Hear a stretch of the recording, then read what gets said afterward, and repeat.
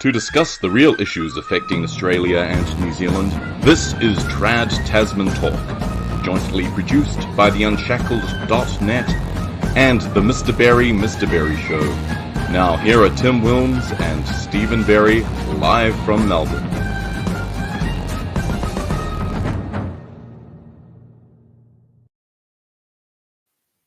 Hello, everybody, and welcome to this week and a half late edition of Trad Tasman Talk, as the graphic says, but is not the case. It is not a Friday.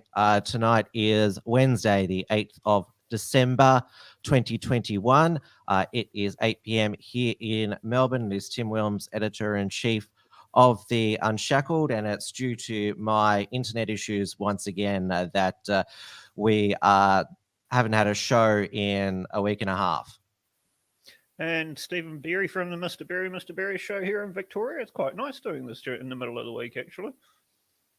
We've never done a Trad Tasman Talk on a Wednesday. Myself and Due at the beginning used to do Tuesdays, so never.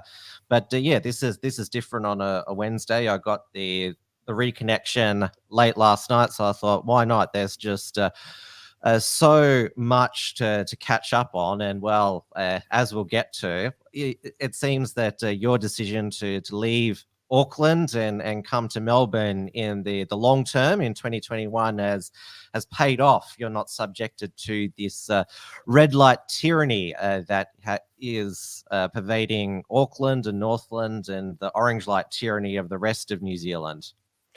Yeah, lucky me. And the worst part about it is hardly anybody knows which tyranny they're being subjected to.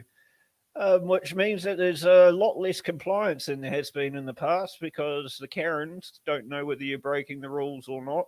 A lot of private businesses are no longer willing to even bother.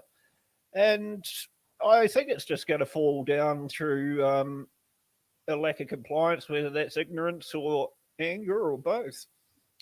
Well, we've had Dan Andrews now soften his he has vowed that vaccine passports would continue indefinitely throughout 2022.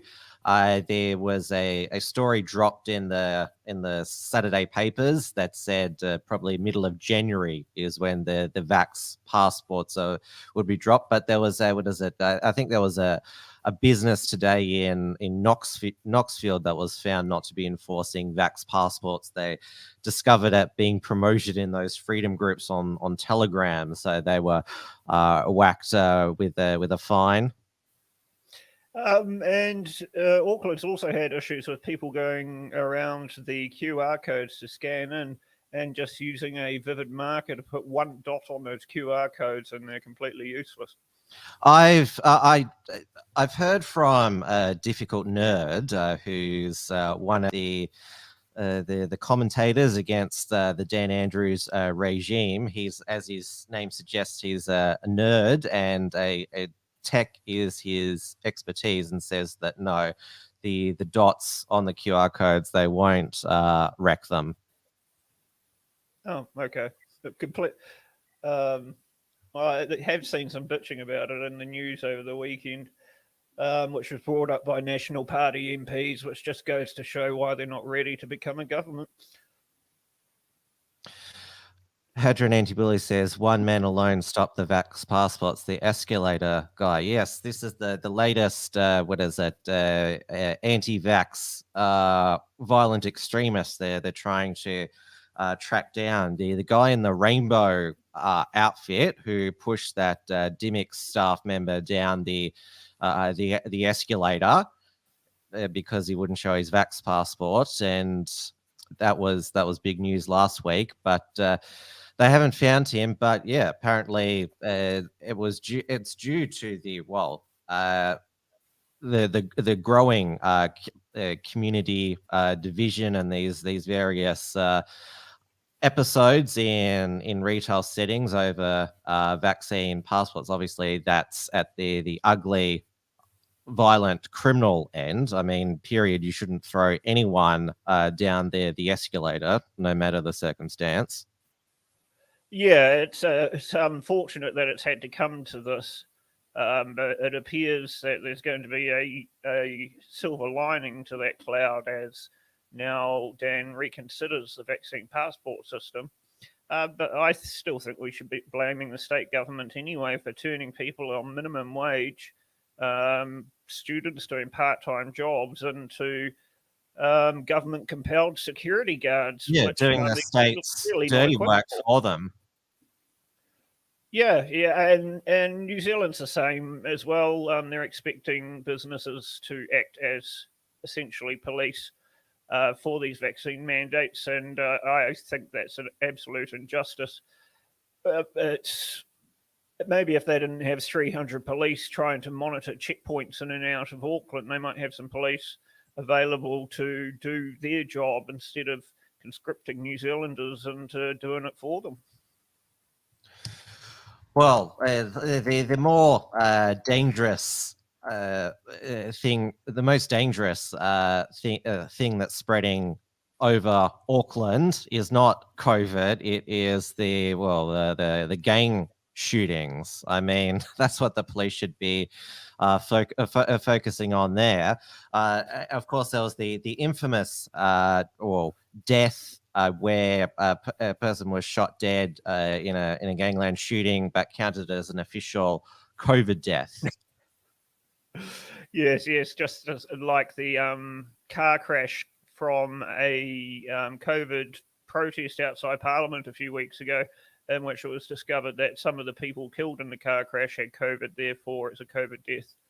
But it's interesting that the number of gun crimes against police in particular are increasing so rapidly ever since the gun law reforms put into place in 2019 following the mosque shootings. It's textbook libertarian advocacy here. You take the guns away from the law-abiding gun owners, and somehow the criminals still manage to get them, and in greater numbers too. Now, since you and I last spoke, when the last Trad Tasman Talk was with Due, the new variant the hysteria was spreading all over the world, and not before long, the new, we thought it was going to be named New because that's the next letter in the Greek alphabet, but now it's called Omicron. They skipped New because it'd be too confusing, and skipped G because they didn't want to be culturally insensitive or, well, we all know, offensive to the Chinese president Xi Jinping. I think the original Wuhan strain should be called Xi. But it was interesting that, in the week that Omicron came out, your COVID-19 minister, Chris Hipkins, said that if a new variant hits, they'd go back to the alert level system, which basically is lockdowns, if there was a new variant. The problem is that they don't know what they're doing, and they make it up on the fly in these daily podium shows. Cases of when people are asking, are we going to be able to get out of Auckland at Christmas, and Hipkins floats the giving out allowances to leave Auckland for a week. Yes, that was his thought down bubble. by Grant Robertson, and then resuggested by Chris Hipkins all on the same day. Well, just before the traffic light system was rolled out, another one of your I shouldn't say, well, you're still a New Zealand citizen, so he's still your health minister, Andrew Little, who was Jacinda Ardern's predecessor as a New Zealand Labor Party leader. Before Saint Jacinta came along with Stardust, the New Zealand Labor Party was useless with the revolving door of NPC male leaders. But I'll play this clip here. This is part of the reason we want to do this makeup show, because there's just been so much craziness going on in New Zealand from the government with the rollout of the traffic light system. This was Andrew Little asked about if you need to scan vaxx passes of guests coming into a private home. So, what is life like at Red? If you want to have a gathering in your home this Christmas of, say you've got a big extended family, there's 30, 40 people, Yep. do you need to scan, because this is what the website indicates, do I need to scan each of my family members into my home? If you know your family members are vaccinated, you trust them, they tell you they're vaccinated and you trust them, that's going to be fine. If there are people you don't know, then you've got the option to scan their vaccine passport to verify that they are vaccinated. Because that's not what the website says, the COVID-19 website. It says you need to use the My Vaccine Pass. Well, people got to have their vaccine pass, but if this is, or these are people you know, they're family members, close friends, you trust them when they tell you they've been vaccinated, you accept that. That is going to be acceptable. If they're kind of regular contacts of yours and you know that, then that's going to be fine. Anybody else, you should be verifying with the Vaccine Pass app. Okay, so I have a Christmas party, I invite friends of friends, there's 50 people coming. I should be scanning people and I don't know. Not quite sure what the number limit there is, but anyway, whatever the number limit is. But if they're people who you don't know, then you should be scanning their vaccine pass. Yes. And what happens if you don't? Well, if there is an outbreak, if there's an outbreak and it traced back to your party, then the question's going to be asked about you. You could be liable for an infringement if you haven't enforced that rule. Is that infringement the same as Hospo, 15 grand? No, it won't be that because you're not a commercial enterprise. But it's feeling a bit like that, isn't it, when you're scanning people into your own home? It feels a bit weird, but again, this is about making sure that you want everybody who's turning up to your place or you're providing hospitality for to be safe, safe from infection. That's what all the stuff is about. Okay.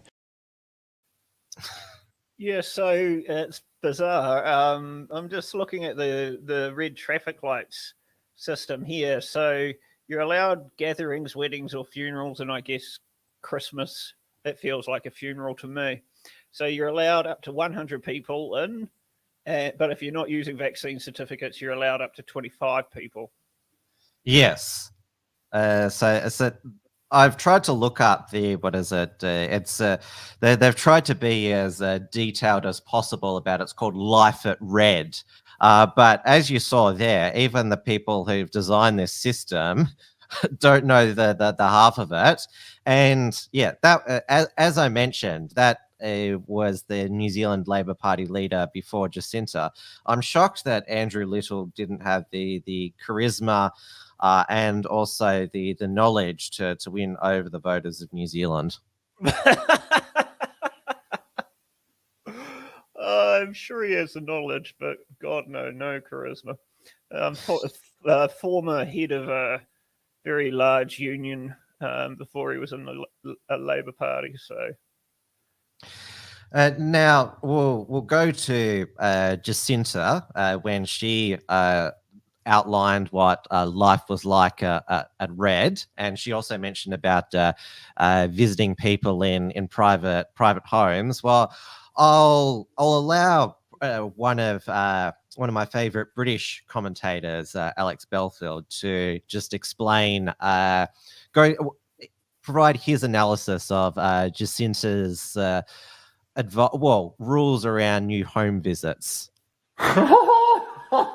Hello, it is Janet Street, Jacinda Ardern here.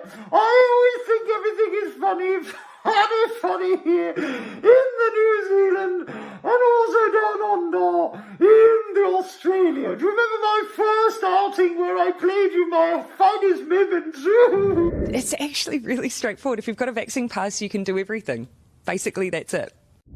This is funny. I've done a speech today where I told my people of New Zealand that Jacinda Ardern here. I told the people they could go to other people's homes and they could finally use a toilet. Oh, I'm such a hoot. I find myself so funny. This is wonderful.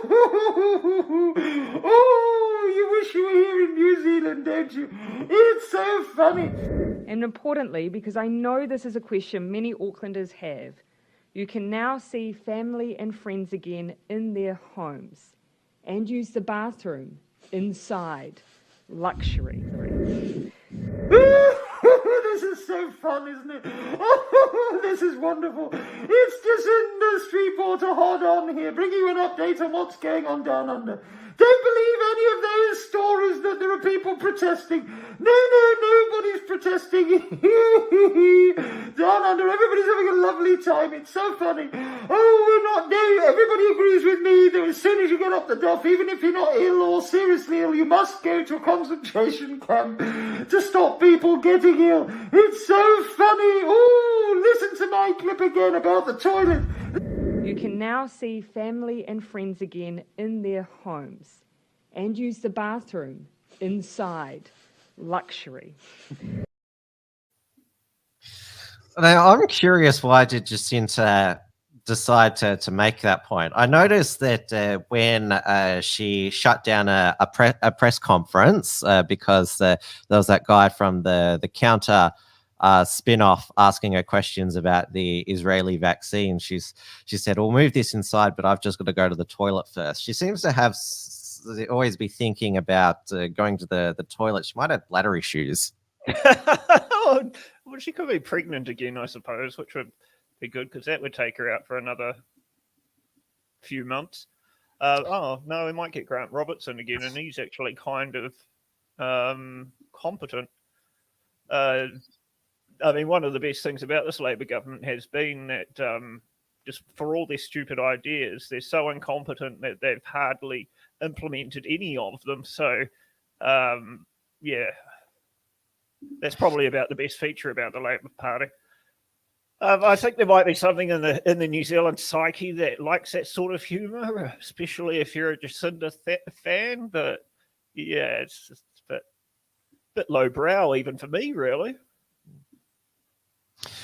Now, correct me if I'm wrong, but New Zealand nationally has reached the 90% double vax, but there's still some regions, particularly in Northlands, which haven't reached 90%, and so there's a roadblock there for their protection to protect the people from COVID who don't want to protect themselves.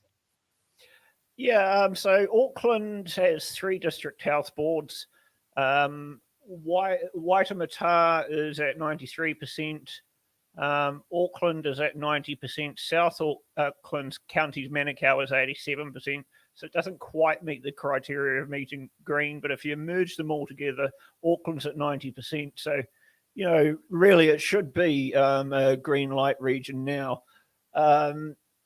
Also, if you have a look at the criteria for these lights, so red light is meant to apply when hospitalisation rates are likely unsustainable.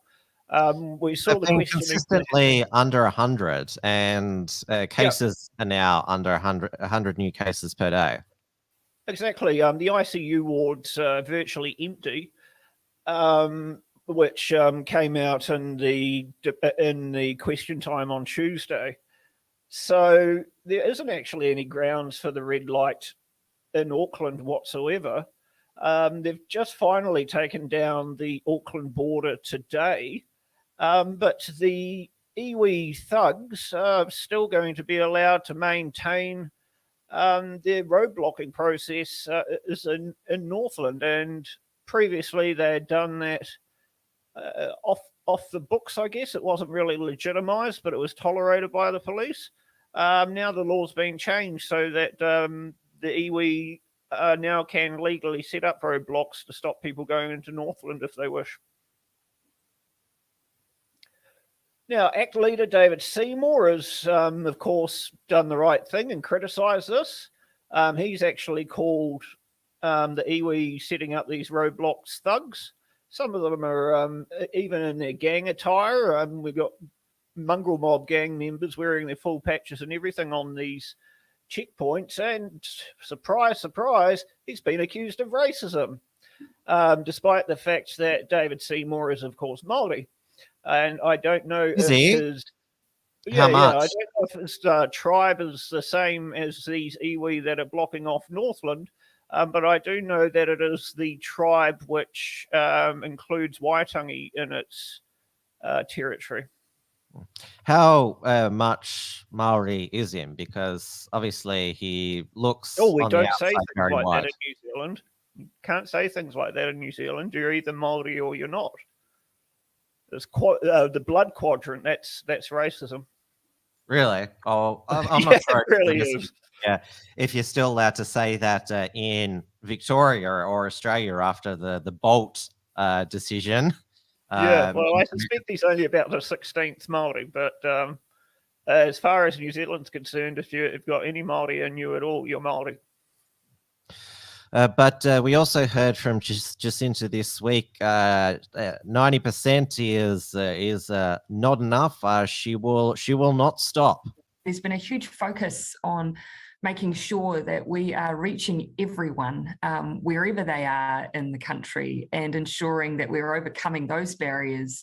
But in my mind, so long as there's people who are eligible who haven't been vaccinated, we've got work to do. You know, I don't think I'll ever be satisfied so long as there's someone who is eligible and hasn't been. And that's why I've said this, there's not going to be an endpoint to this vaccination program.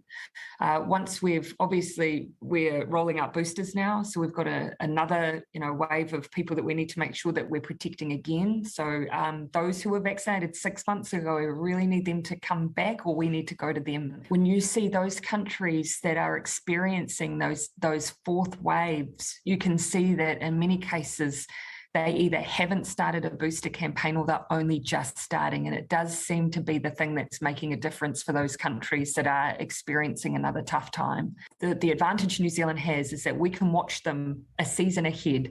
So they're coming into their winter and doing it tough. We've got the opportunity now in the safety of summer to make sure that we are reaching all of our older citizens and making sure they have their booster. It's really, really critical. It brings your immunity back up to where it was when you were first vaccinated. Yes, our booster program in Australia is already, revving up. And the TGA today approved the Moderna vaccine for a booster. Obviously, it was approved boosters were approved for the Pfizer vaccine, and our ATAGI vaccine advisory body has said that people over the age of 18 should get their boosters after 6 months. And there's also this week the TGA, and there's still ATAGI advice pending on the child Pfizer vaccines to 5 to 11-year-olds, which will be rolled out from January next year. So vaccines for all, for children, boosters for all, vaccines coming out everywhere here in Australia now. No AstraZeneca booster. I'm not sure if AstraZeneca has put forward an application to the TGA for their vaccine to be a booster. They have to apply to the TGA, and I think the TGA, they just sit around the boardroom reading these reports, going, yes, we'll approve it, and then ATAGI does the same thing and thinks, we'll look at some more data, and yes. Because you meant to take the same first and second one, so why wouldn't a booster be the same, I wonder? Oh, well, there was a report overnight that, mixing and matching your booster, having a different one, they were saying that for Astra, you and I both had AstraZeneca, that Moderna and Novavax, they're the best to supercharge your immune system or immunity to COVID-19. We're getting some more information about how the Pfizer vaccine does against Omicron. Apparently, it's 40 times less effective at transmission, but from the original strain. But we also know that Delta. There's so many breakthrough cases, so breakthrough Omicron cases are no big deal. But what we do know about Omicron so far is that it's a very extremely mild variant. It's extreme in its mildness and its contagiousness. Yes. Well, do we not know that yet? I mean, it seems to be the same thing they trot out with each other variant as well. Well, what is it? They discovered on the Gold Coast today in their hotel quarantine a returned traveller from Nigeria who had, what you could call Omicron light, because the original Omicron strain, or the one that was discovered by Dr. Angelique Kutsi in South Africa, had 32 mutations. This Omicron light has 14 mutations, which is why it's called Omicron light. There's also, what is it, with Delta, there's the hyper infectious Delta plus variant. And I'm not sure if you've watched the new South Park post-COVID episode, but they basically preempted the panic about this a new variant. It's that 30 years later, Kenny, they found out, died from COVID, the new Delta Plus rewards program variant. Yes.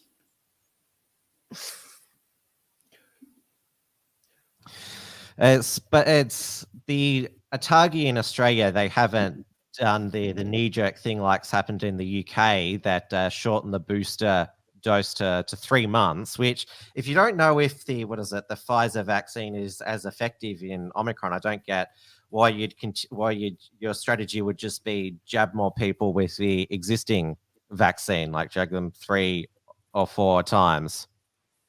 Yeah, it's just getting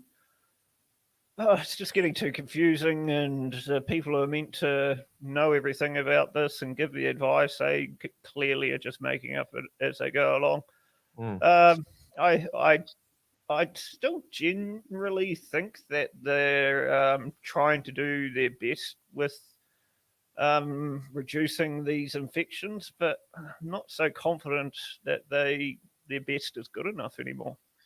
Well, has there ever been a vaccine that's 100% effective against a respiratory virus? I mean, with the flu vaccine, you can still get the flu. Yeah, because that mutates every year as well. Even whooping cough, which we vaccinate all babies against, they can still get whooping cough after the vaccination. It's just like COVID, not as severe. Now, if you weren't convinced by Jacinda's determination to vax more people, maybe these New Zealand scientists, RAP, can convince you to get vaxxed. I apologize in advance. And academics, who are usually hard at work behind the scenes, have been given centre stage during the pandemic. They've become the faces of COVID, sharing their expertise as we seek more information to combat the misinformation. Now a familiar face is using his science skills to strike a new chord. Yeah, science has done it again. A new solution to the mess that we're in. Creating a new way to save the planet so we can get back to our regular habits. But here's the issue, and it's quite severe. We need everyone in, or the result is clear. The virus will loiter outside your home, try to steal your breath, infect your dough. But if everyone is keen to go and get the vax, you're gonna be safe in the face of virus attacks. Defend ourselves from known mutations, party sensations across the nation. Vax the nation, vax the nation, vax the nation, vaccinate the nation, vax the nation, vax. This is why white people don't do rap. Also, why squares shouldn't try to be hip. They're basic. I don't know who the fuck those people were, by the way. Aside from they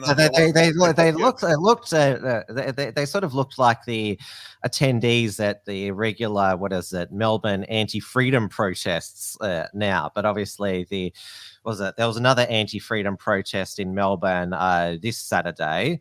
They all had most of their unwashed faces covered in their masks, but as we saw from last time, the mask didn't save the anti-freedom protesters from having a cluster of cases?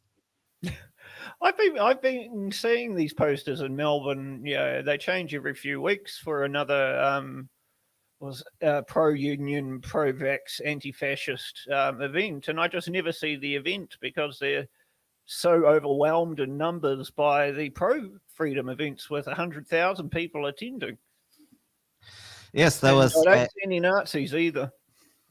There was another one in Melbourne on Saturday, organised by another freedom group. There's all these different freedom groups, which I say the more the merrier. I mean, they obviously have traditional political ideological differences, but they're all united in freedom. So the one that organised this Saturday was the Vic Freedom Movement. Craig Kelly, leader of the United Australia Party, came down again. So did Simon Boykov, the Aussie Cossack, and then the next day they went to Ballarat for a Eureka Stockade anniversary rally, and there was this business who decided to shut for the day, fearing that the protests would get out of hand. And so everyone on social media, oh, look at these anti-vaxxers. They caused this business to close. Well, it's not their fault that this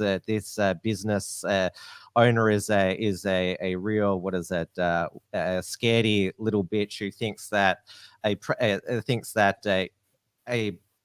protesters who are coming into town who have a record of 100% peace when there's not counter protesters or police firing rubber bullets. Like there would have been some vaccinated protesters in Ballarat that day. They probably would have patroned some pubs and restaurants, and those businesses that decided to be little scaredy cats, they missed out on trade. I mean, that's your fault that you shut down for the day because you were paranoid about nothing. Yeah. I mean, the only time there's been violence is when the shops are shut by law and the police shoot at the protesters. Just on Saturday, I went to the barber's. I wanted to get a proper razor shave because I've let this just go crazy and I don't know what to do with it. Can't you just shave yourself like I do? Can't you just shave yourself like I do? Possibly. Anyway, it's still illegal to get a razor blade shave. You can get a beard trim, but not a razor blade shave. Was that COVID safe? Yeah, apparently not. So then the next thing I wanted to do was go and shop at Woolies to pick some stuff up, and they had decided to close because they were freaked out about the very, very, very peaceful protest. I mean, 100,000 potential customers right on their front door. Well, all throughout last week, the Victorian Department of Health in their daily briefings had been reporting on clusters associated with the freedom protests throughout November. Apparently, what is it? There was 39 in total, and they said that, 11 were infectious at the rallies, and they reckon another 20 more caught it there. And so, what is that? Out of 100,000. Yes. And what is that? Yeah, 38 of the 39 freedom protesters who got COVID were not fully vaccinated. And so people on social media were using that as another reason to, decry the freedom protesters, saying, oh, gee, no wonder nobody wants to go to the city to a business on a Saturday afternoon, could catch COVID from the protesters, even though 38 of the 39 who got it were unvaccinated. So I assume that those people complaining about freedom protests in the city were double, probably triple vaxxed. Like, is there like 0.0003% chance of catching it? Well, the freedom protests are outdoors as well. That's like the safest to be. But they never let the actual facts get in the way of your hysteria. Yeah, no, it's just not really working anymore, is it? I'm quite amazed that we're still managing to maintain those numbers of protesters when there's protests on a virtually weekly basis now coming out 5 to 6 figures consistently in Victoria. It's wonderful to see. Oh, it's not like a lot of the people at that rally have can go anywhere on a Saturday afternoon. I mean, they're locked out of restaurant, pubs, hairdressers, you name it. And so the unvaccinated, they're allowed to gather outside. They're unlike in New Zealand. There is there's currently no caps on private gatherings in Victoria, vaccinated or unvaccinated. So what is it? If you make a good point there, actually, though, because Victoria is now freer than New Zealand. Even when New Zealand was in alert level 4, even though there were no curfews put in place, the lockdowns were harder in New Zealand because there was no click or collect shopping or anything like that. No takeaway, no McDonald's or KFC.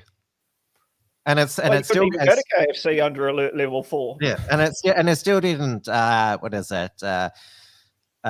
the curve, or flatline the curve. Locked down the whole country level 4 over one case, and peaked at 200 Delta cases, which this is the absurd thing about, the absolute COVID zero crazies, extremists claiming that, we should lock down over the potential Omicron threat, even though the Delta lockdowns did not work. And these are people who don't have jobs anyway, so it makes no difference to their income.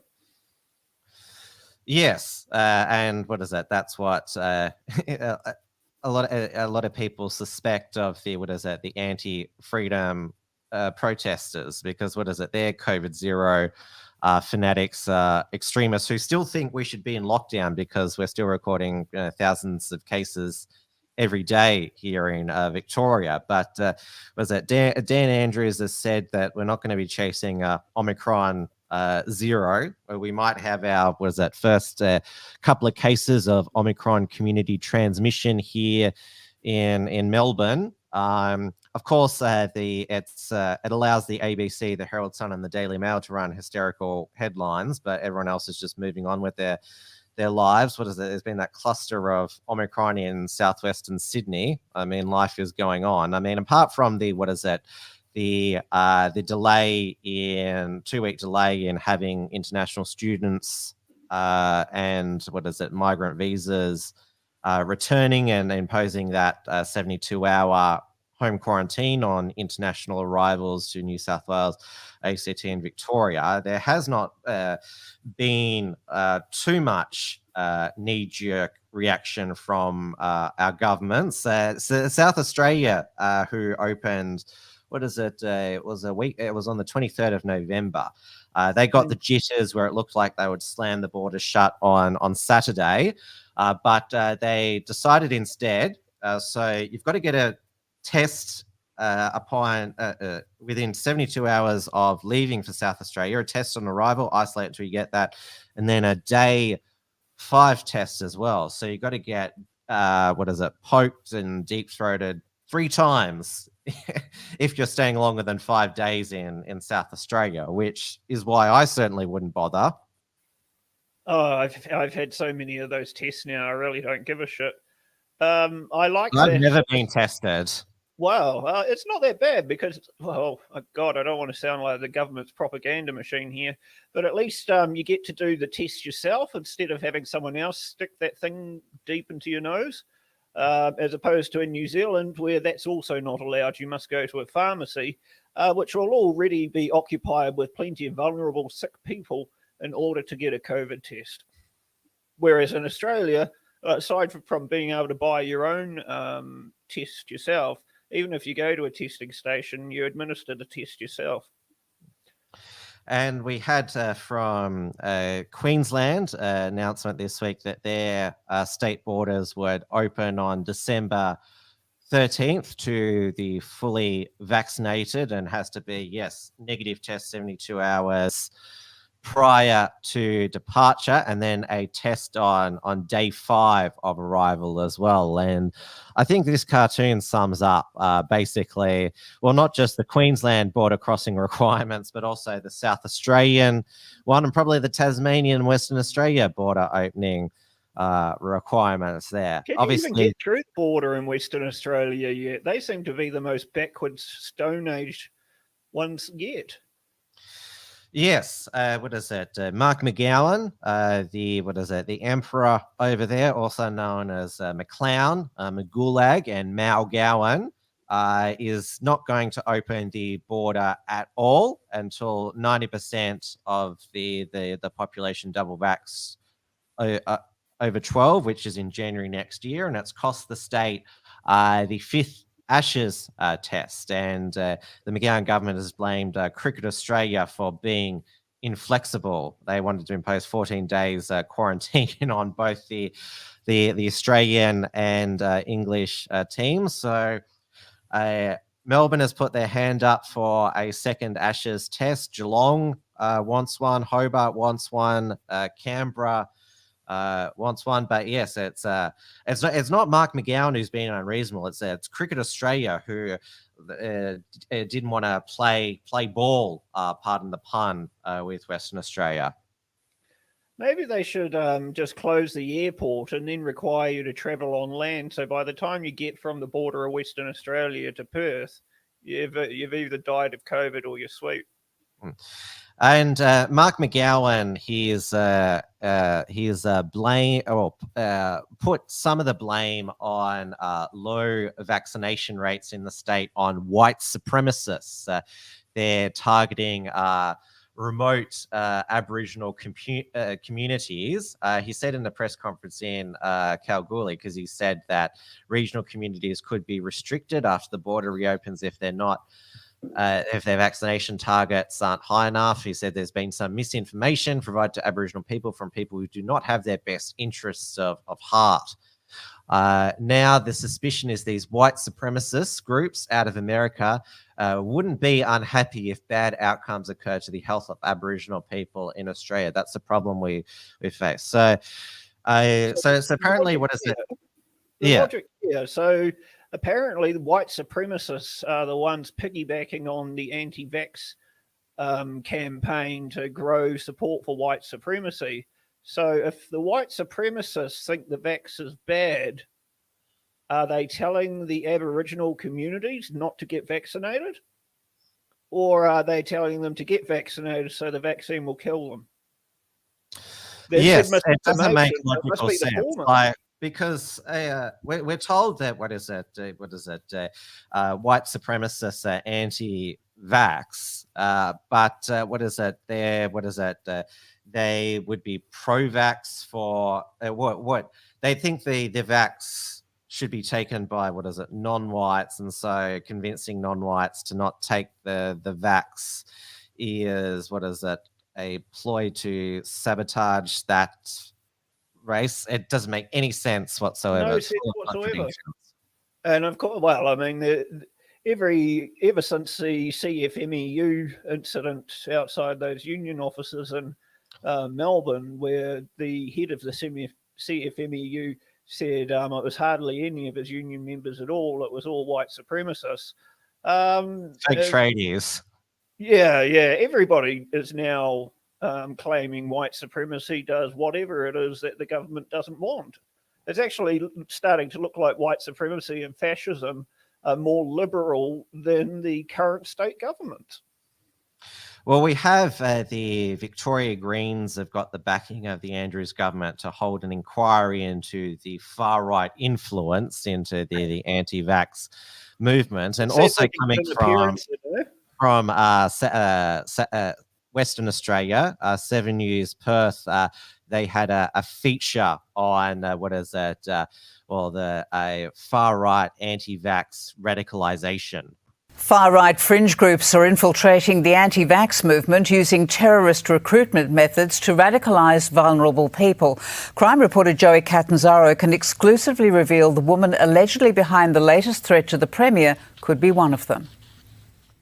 Torched in a tow yard, the car that rammed a power pole outside the Premier's home. Police sources say the car fire was not suspicious, just a strange coincidence.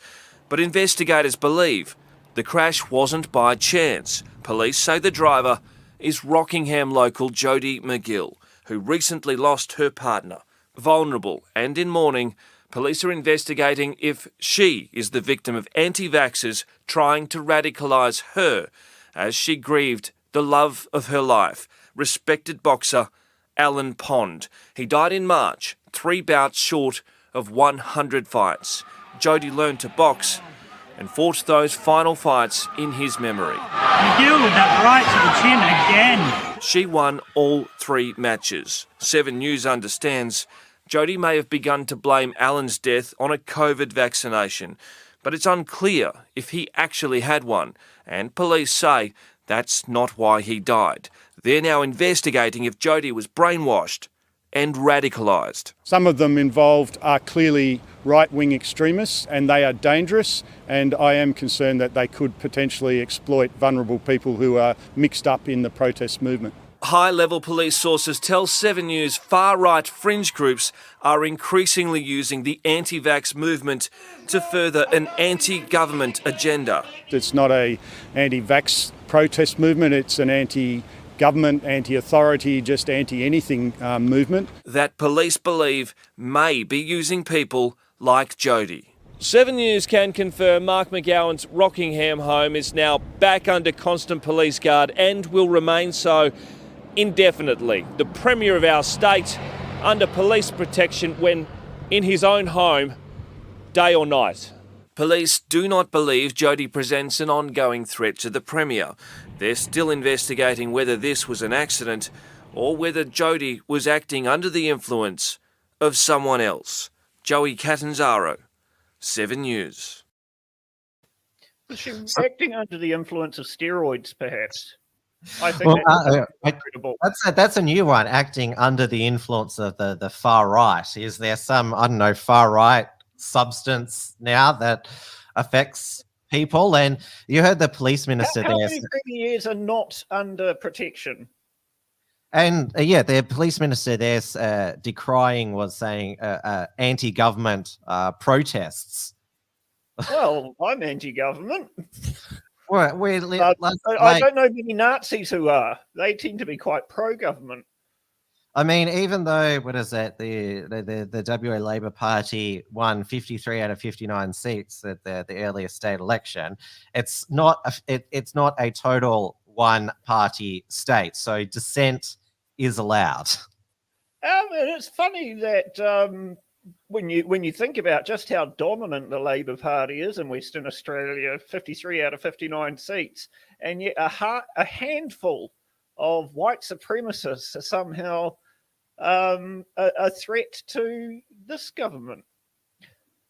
They must be extremely supreme to be able to be so organised and so effective when there's actually sweet fuck all of them. Now, we've got an update on, what is it? It was reported originally as a suspected politically motivated attack on Animal Justice Party MLC Andy Meddick's daughter. So they found the man who threw the spray can back at her and hit her on the head after she threw it and missed him first. So Keelan Meddick last month claimed she was bleeding following the alleged attack on Smith Street in Fitzroy. You'd know Melbourne quite well now. Fitzroy, it's a known haven of far-right activity.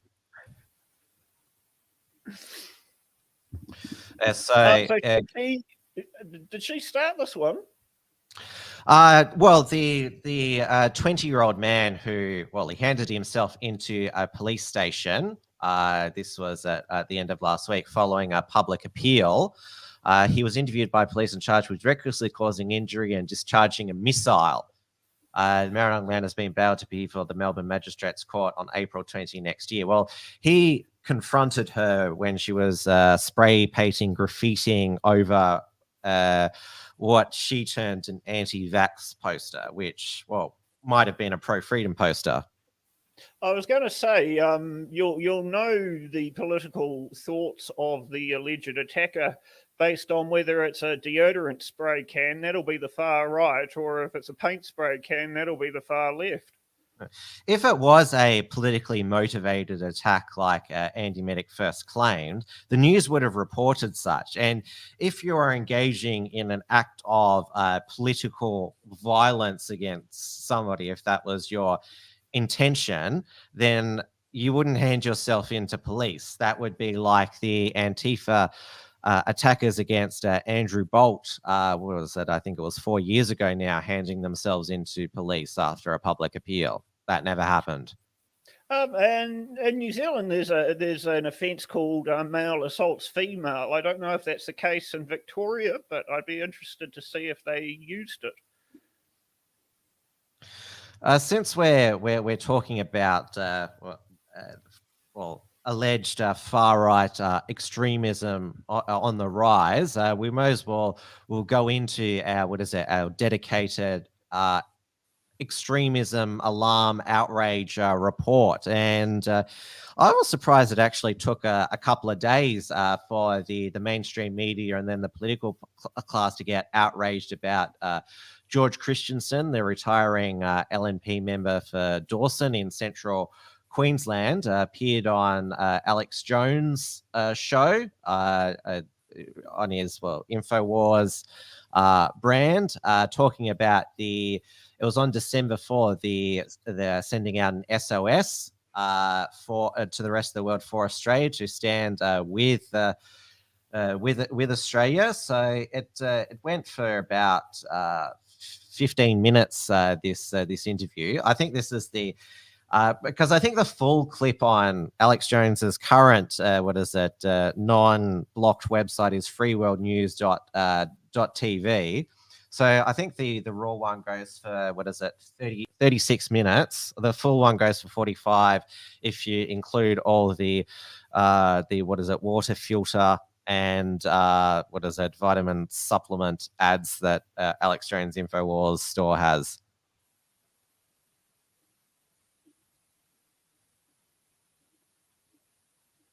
Hello? Oh, sorry. I thought you were putting up a video. Oh no, I'm not gonna play the video. I would encourage people to. I'll include the link to the video in the show notes page. So yes, Scott Morrison condemned him today, saying that he is looking forward to George Christensen's retirement, and it's also been brought to mainstream media attention that.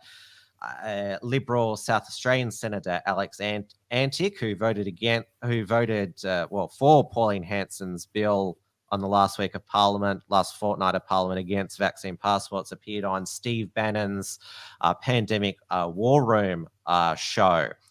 He's currently in a hotel quarantine in South Australia. He was apprehended at Adelaide Airport because he did not disclose his vax status. So. Yes, he's in, not in, quarantine camp, but hotel camp, I guess you could call it.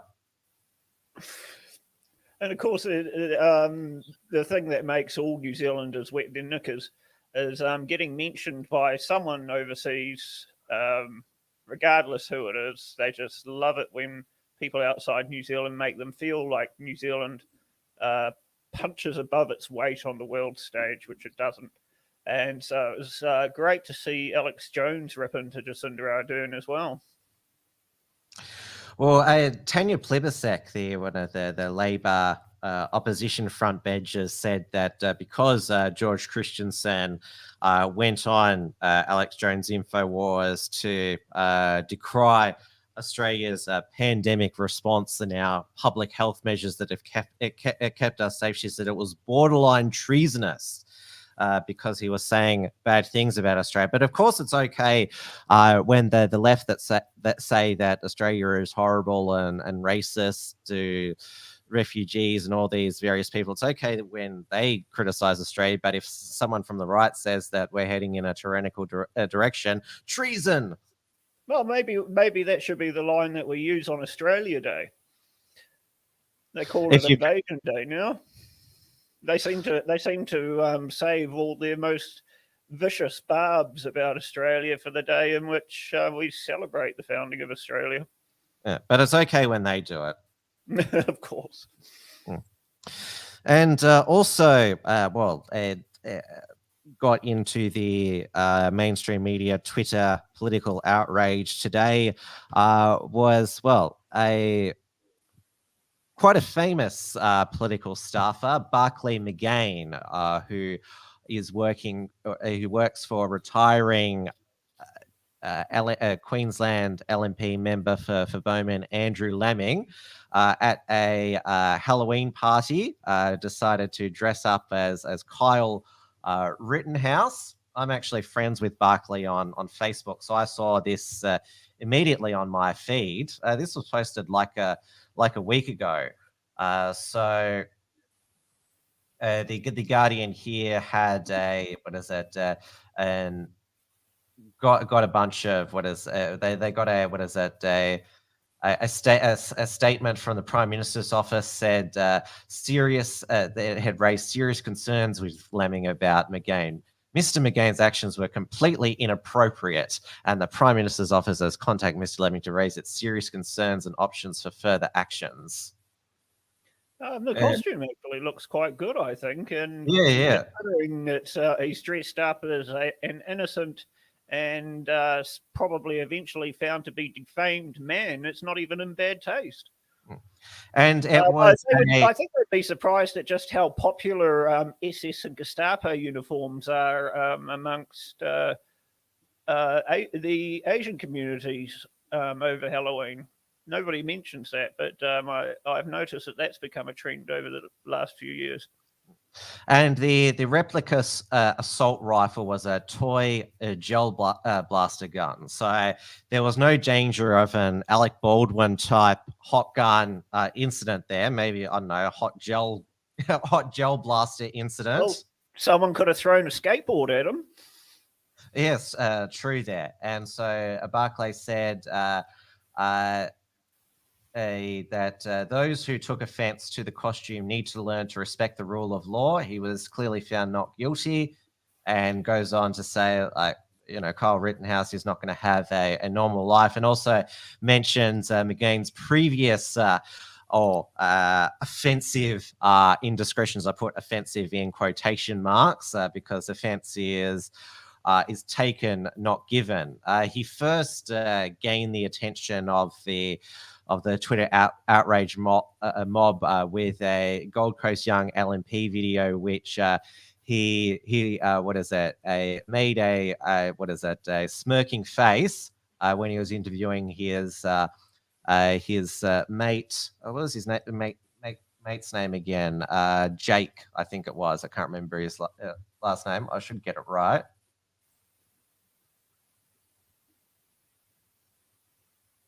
Yes, Jake Scott, who said that about those football players who kneel during the national anthem. He said, "We've got to stop celebrating a culture that couldn't even invent the bloody wheel, for God's sake. We've got to start enjoying and living in Western culture."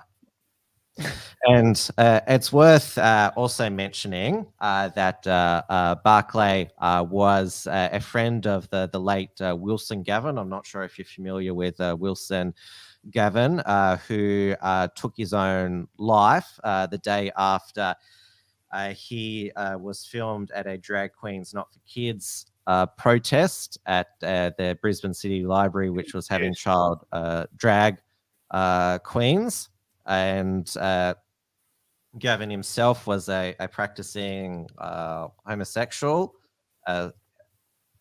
So there was that clearly, obviously Wilson was not some, anti-gay person, just didn't think, like most sensible people, that drag queens are not for kids, as he said. And yeah. Barclay, he has been relentlessly trolled by leftists who think that have said things like, oh, you should follow your mate, but Barclay, he shakes it off, and so he continues to make them go into a frenzy by doing poses like this. Oh, and good on him too. If I had that much outrage generating, I'd be trying to come up with the next idea on a daily basis. He was a guest on my 2020 Halloween show, which coincided with the Queensland election night, which was an incredibly spooky night with Anastasia Palaszczuk winning a convincing victory. He dressed up that night as Captain Cancel, which he filmed this video of him going through all these items in the supermarket, which people could take offense at and cancel them. Like, I can't believe that you can still buy in the freezer aisle man-sized meals. Like, yeah. Well, the one that gets me is the kaffir lime leaves. Those are still widely available. You can get tuna with kaffir lime leaf flavoring. You can buy the kaffir lime leaves and packaging. They're all through the supermarkets. Of course, kaffir means three different things. It is the racist word for the natives in South Africa. It's also a non-derogatory label for non-Muslims by Muslims. But it's also an ethnic group in Sri Lanka, so I presume that's where the lime leaves come from. But amazed that nobody's had a crack at them yet. Well, Barclay brought to everyone's attention when they renamed Redskins, because apparently offensive to Native Americans, to Red Ripper. He highlighted that the Red Ripper was the name of a Soviet Russian serial killer and rapist. So anyone who's the victim of a sexual assault and sees Red Ripper will have all their trauma brought back to I know that's what I think of when I see the Red Ripper. It sounds like a very violent lolly. Oh my God. I did not realize they'd been rebranded to that. That's wow. Oh God. That's really appalling.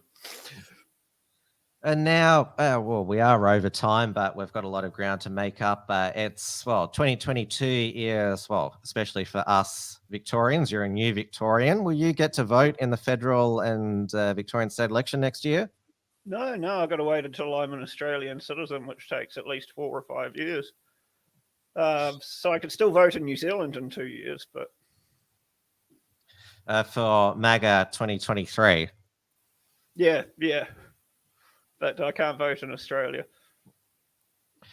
But yes, so there's obviously been some polling done for the federal and state election. The early federal election campaign is underway, and so you linked me to this Roy Morgan poll, which Roy Morgan, it always has Labor quite far out ahead. Is this federal or state?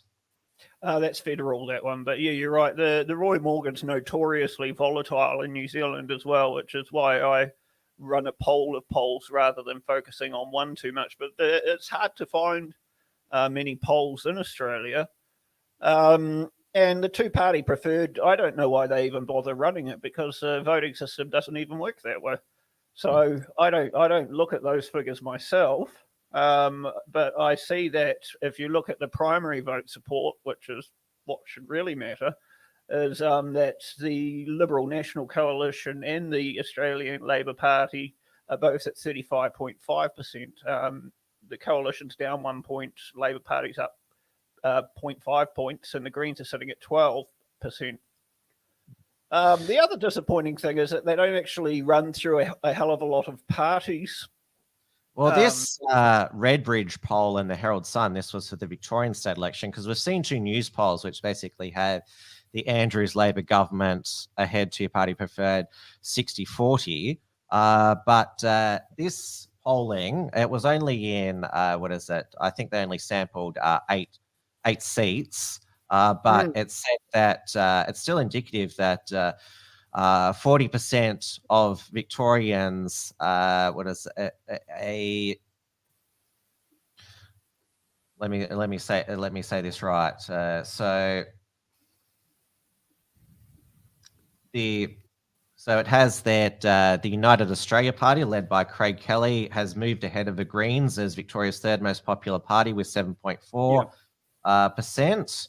And I think, what is it? If One Nation is around about 5%, and then there's other independents as well who are in the basically 4 to 5%. Which, if you dig a little, which is true, if you dig a bit deeper into the primaries, and Clive, like obviously there's the Craig Kelly United Australia ads. There's already a dry run, but if Clive Palmer's advertising blitz is anything like in 2019, leading into both the 2019 federal election, I assume he'd won. 2022 federal election, and moving into, I assume they're going to run in the 2022 Victorian state election. That pretty much every ad break will be a United Australia Party ad in both federal and state election, because that's what the case was in 2019. And their spend to vote return is actually horrendous. They only got one federal lower house MP last time, if I recall correctly. No seats. But this was Clive 2.0, when there was no real policies. Well, this time with Craig Kelly as leader, it's a central pro-freedom, anti-vaccine passport mandate message. It's a clear message. Two and when Clive his party first ran in 2013 federal election, they basically paid people to be at polling booths. Like now at the Freedom rallies, there's people voluntarily carrying Vote One United Australia Party. They're going to voluntarily get volunteers on their polling booths. I mean, they're probably going to have high-profile candidates. Morgan Jonas of Reignite Democracy Australia is going to be running as United Australia Party candidate. Like they're not going to have to buy volunteers or pay people to go out and campaign for them. They've got a base now with core values which they haven't had before. Yeah, and the unfortunate thing is that the federal polls really just relegate probably 80%, 90% of all the parties available to the others column. There's no trace of the Liberal Democrats whose support I would expect to be around the 2 to 3% mark now. If we've got independents and others sitting at 13.5% and One Nation at 3.5%. So it's pretty disappointing that we can't get any polling that actually has a lot of value when you've only got 4 or 5 parties being mentioned on it. But of course, the preference deal that United Australia Party and Liberal Democrats have done, where they're telling their supporters to give their second preference to each other, that should have quite an effect on results of the Liberal Democrats as well, I would imagine. There's still a lot to play out, but it's certainly, as we said, the minor party vote will increase, which is going to affect upper house results, or could even affect lower house results, because the two party preferred summary tells you nowhere near the full story. Completely irrelevant. And now we have federal parliament wrapped up for the year, and there is a sporadic sittings in the first half of next year, which means that the federal election could be in March or May.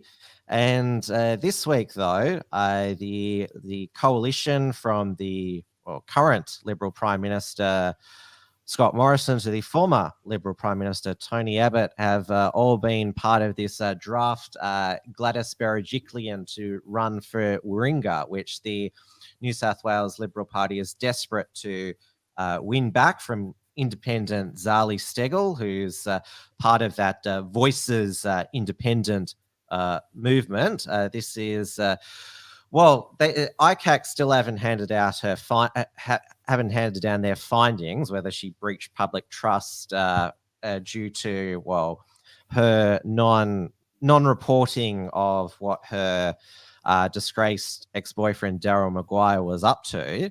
Now, the reason why there is this huge draft Gladys campaign, or Victorian Liberal or Victorian-based federal Liberal MP Tim Wilson, he put up the top of his Christmas tree a Gladys Angel for Warringah.